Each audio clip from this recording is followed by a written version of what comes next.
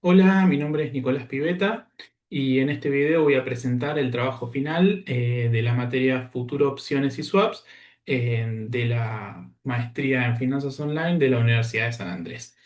Bueno, en primer lugar, comentar un poco de qué se trata este trabajo final. Y bueno, es la construcción de un portfolio, ¿no? De 10 ETFs con un horizonte de inversión a 6 meses, ¿no? Pero tiene una característica central que es un riesgo controlado a través de una estrategia de cobertura con opciones, ¿no?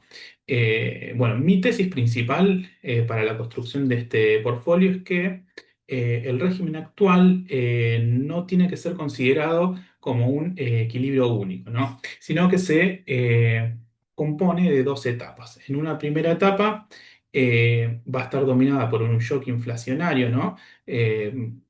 Producto obviamente del conflicto bélico entre Estados Unidos e Irán, dominado por una energía cara y una mayor cautela monetaria por parte de los bancos centrales, principalmente de la Fed en el caso de Estados Unidos, ¿no?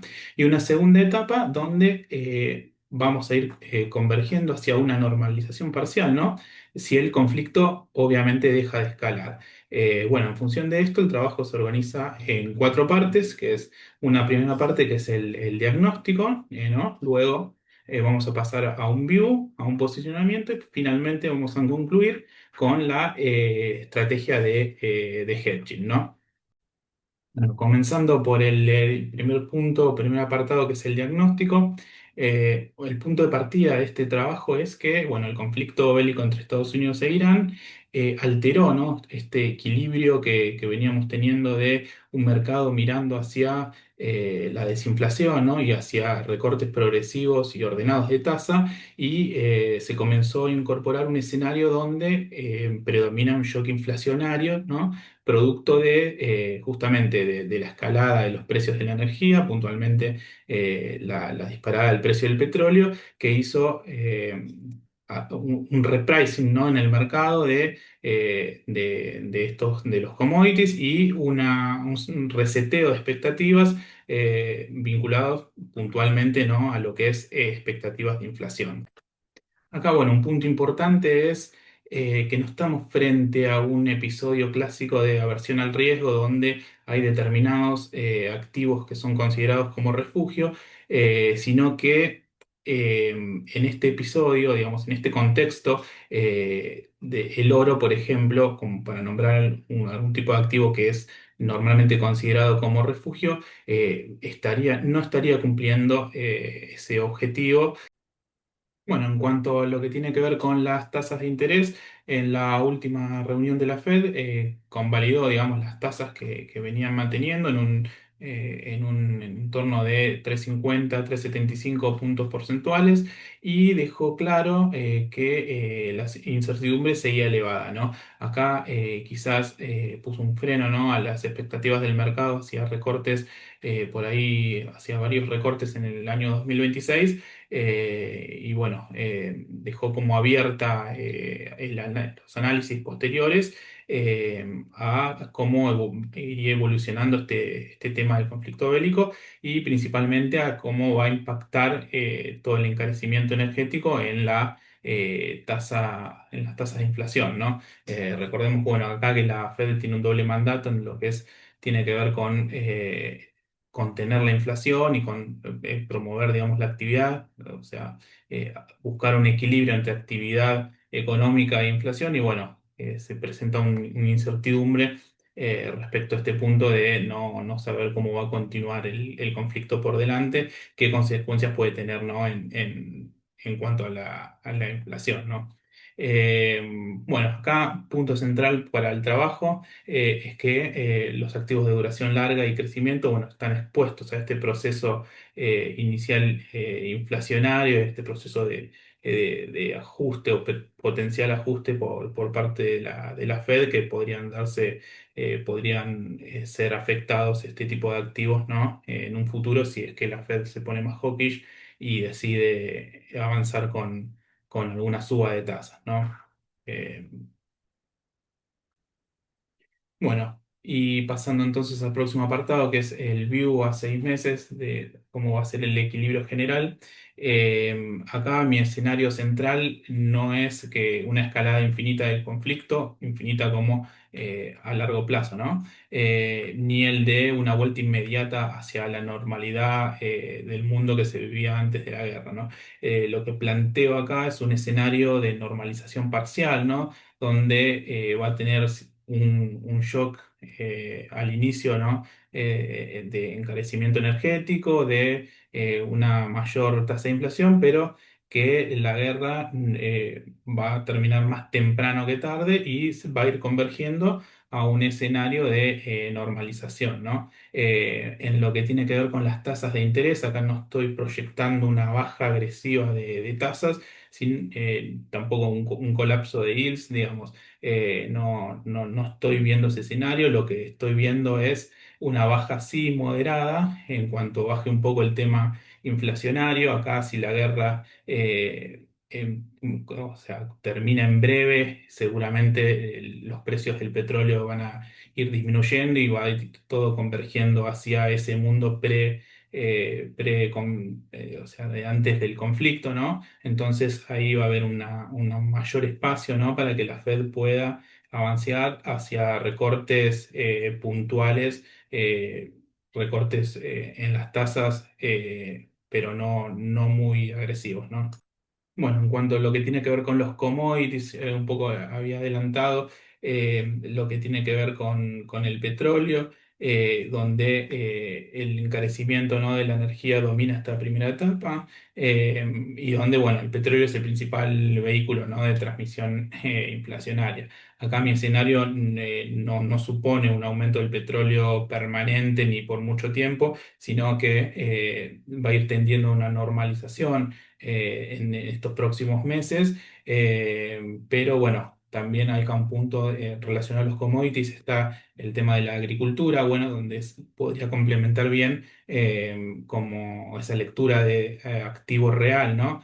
Donde es más estable y en comparación con un ejemplo por el que habíamos puesto del oro, tiene un potencial más fuerte de activo refugio en este contexto, ¿no? Bueno, y con respecto al posicionamiento, que es la tercera etapa, ¿no? de este trabajo, o el tercer apartado, bueno, el posicionamiento acá lo hacemos por medio de 10 ETFs, ¿no? Que está, lo que pensé acá es para combinar dos objetivos.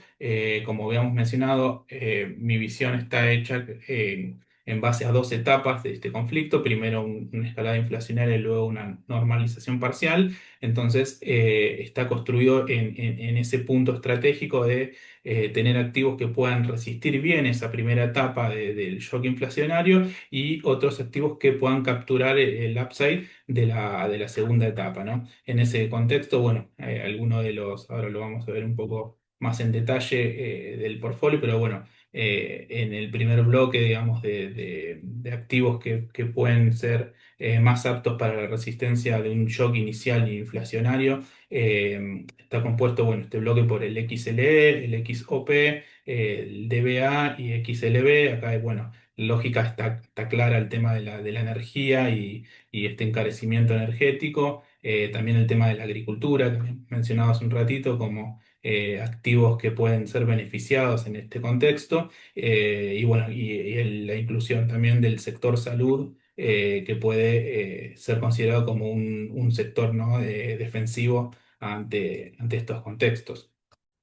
Y bueno, como el segundo bloque, ahí están compuestos por activos como el TLT, que son el tema de los bonos largos de Estados Unidos, el QQQ, que concentra las acciones del Nasdaq, el EEM, que son el ETF que representa a emergentes, el EWA de Australia, y bueno, luego lo que es XLF y XLI.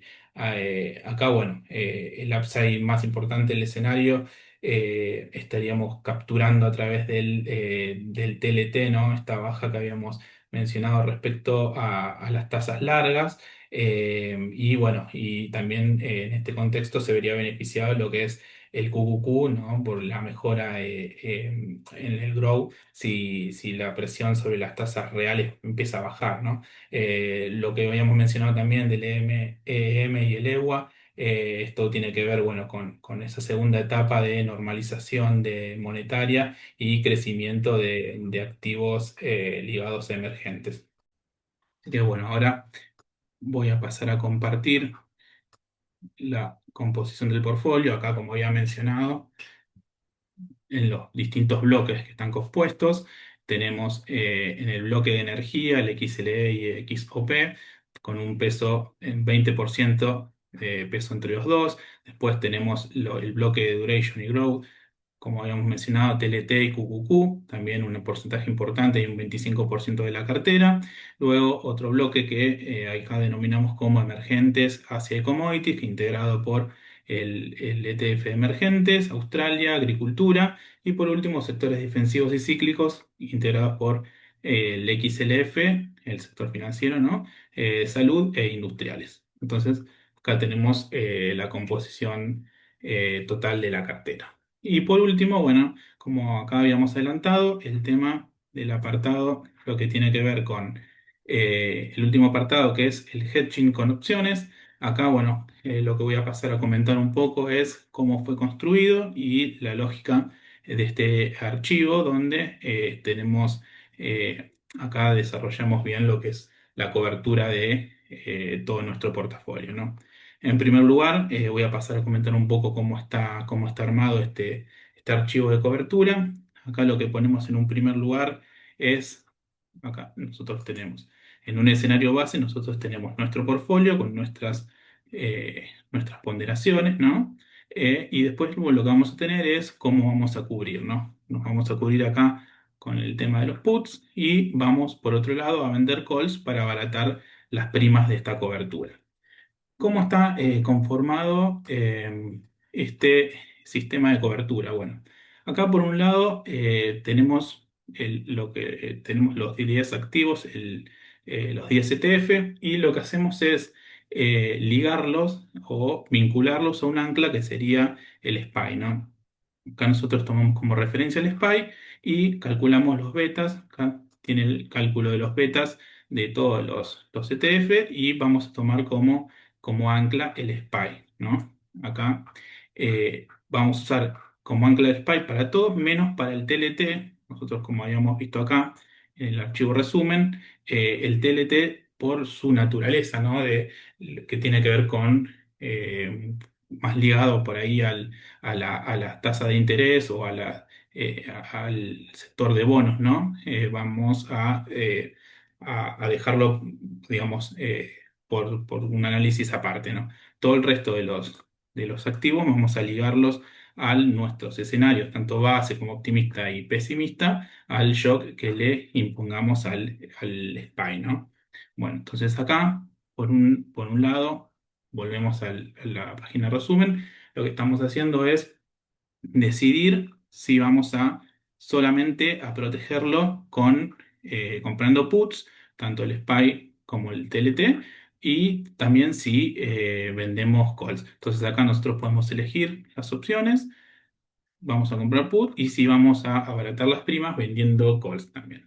Bueno, entonces una vez que definimos eso, después el próximo paso es definir cuál va a ser el grado de cobertura o el grado, acá donde está definido por la distancia entre el spot que tenemos acá y la prima que vamos del put, que en este caso el strike, esta distancia entre el spot y el strike, lo vamos a definir acá de forma global, o sea, en este punto donde vamos a definir el downside buying, ¿no? Y después vamos a ver en qué nivel también, a qué distancia vamos a vender los calls. Tanto para SPY como para TLT le vamos a definir esas distancias, ¿no? Ok, una vez que tenemos eso, vamos a pasar a definir los tres escenarios.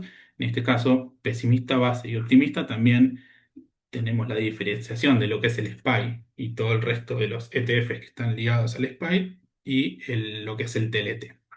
Para nuestro escenario base, definimos un aumento en el SPY de un 4% y del TLT de un 7%. Luego definimos un escenario pesimista donde el SPY estaría cayendo un 6% y un escenario optimista donde estaría creciendo un 14%. Entonces, acá ya tenemos definidos los tres escenarios y tenemos definidos los niveles de protección de cobertura que vamos a estar utilizando acá para el SPY y el TLT y también los niveles de calls que vamos a vender para estar abaratando esas primas. Entonces, una vez definido esto, lo que pasamos acá nos va a decir cuánto es el dinero que tenemos que invertir en las compras de puts y acá lo que vamos a recibir por los calls vendidos.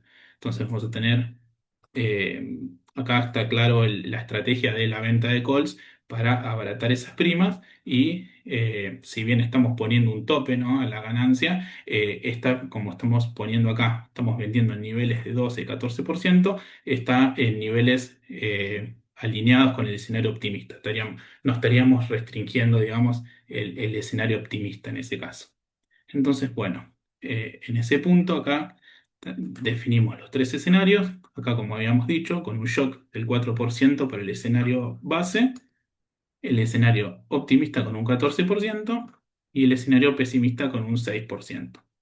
Entonces acá, ya definiendo estos tres escenarios, vamos a ver cómo entran a jugar el tema de las opciones que teníamos compradas en el caso de puts y vendidas en el caso de calls.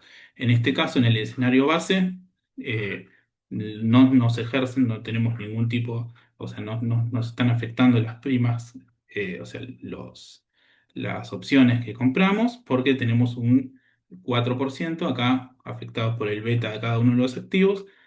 Tenemos también, bueno, cuánto es el P&L, ¿no? Si vemos en el caso del escenario optimista, acá sí, ya estamos en algunos casos donde nos van a ejercer. Acá vamos a tener una pérdida en este caso de 13.000 dólares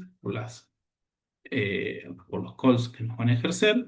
Y en el caso del pesimista, bueno, acá nos va a funcionar la cobertura que tomamos por el shock negativo. Hay algunos activos que están bajando, están por debajo del nivel de cobertura que teníamos, por lo tanto, están siendo efectivas las protecciones que tomamos.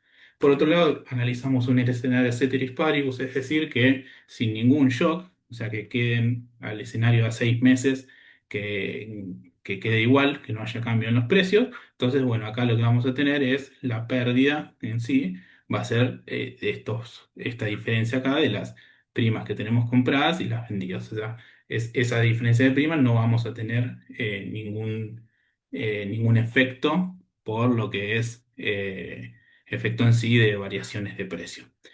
Y luego acá lo que agregamos también son dos escenarios adicionales, en el caso de que ser una guerra, que se dé una guerra corta o una guerra larga, y sí, acá están desanclados de lo que es el SPY, los activos, y lo que se tomó fueron dos escenarios donde en el caso de una guerra corta estarían bajando los activos ligados a la energía y subiendo los activos ligados más a lo que es el crecimiento, a los bonos largos y lo que son emergentes. Y en el caso de lo que es guerra larga, al contrario, estarían beneficiándose de los activos ligados energéticas y al contrario, el resto de los activos. Bueno, todo esto podemos ver acá en el resumen de los escenarios, en el P&L y los retornos que obtenemos. Acá están en el escenario pesimista, tenemos un retorno negativo de 2,47%, en el base un retorno del 3% y en el optimista de 9%. Eso también estamos haciendo la evaluación del P&L con cobertura, en este caso, que son con las opciones que compramos, y en el caso de no haber adquirido cobertura, el resultado sería esto que estamos viendo acá abajo. Y por último, bueno, lo tenemos también acá dividido por clase de activos, están divididos por lo que son acciones USA, TLT y acciones no USA, también la misma lógica del P&L con cobertura y sin cobertura, y tenemos los resultados, digamos, los retornos en cada uno de los escenarios. Acá, bueno, podemos ir jugando también, cambiando los porcentajes. Acá un tema importante, nosotros en el caso de que sea un escenario mucho más negativo, en el caso del S&P 500, podemos ver que ya tenemos una cobertura, o sea, tenemos un piso de pérdida. Entonces, si el escenario se vuelve más pesimista, nosotros ya estamos cubiertos por esto. En el caso de que el escenario sea más optimista, bueno, ahí ya le pusimos un cap, digamos, estamos bloqueando un poco esa ganancia. En ese caso de que el escenario optimista sea un 30%, nosotros ya vamos a tener bloqueada, digamos, de una ganancia de 9%. Así que bueno, esto un poco en resumen de lo que fue, eh, de lo que fue el trabajo final de la materia Futuros, Opciones y Swap de la maestría de Finanzas Online. Bueno, muchas gracias.